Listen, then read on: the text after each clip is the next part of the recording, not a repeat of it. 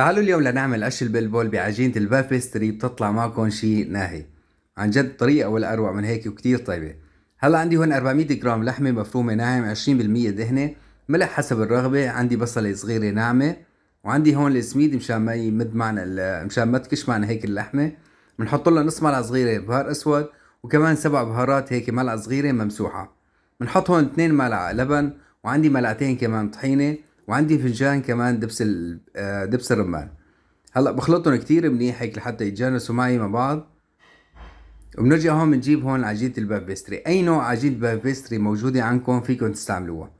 هلا بدي لفها هيك رول مثل ما شايفين، وبرجع هيك بقطعها كمان قطع تقريبا هيك مسافة اصبعتين، وبناخد هيك وحدة هيك بالعرض، وكمان بنكبسها مثل ما شايفين، ما بدها شي لا طحين ولا شي. وهلا بجيب هيك كمان كمية صغيرة من اللحمة وبمدها عليهم، وبعمل الكمية كلها بنفس الطريقة هاي. بنحطهم بالفرن على درجة حرارة تقريبا 220، بتاخد معكم وقت 12 دقيقة، وبتطلع معنا هيك بهالشكل هذا، الريحة لحالها بتحكي.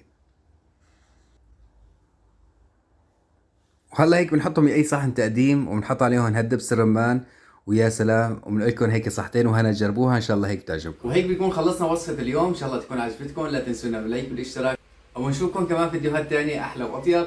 سلام.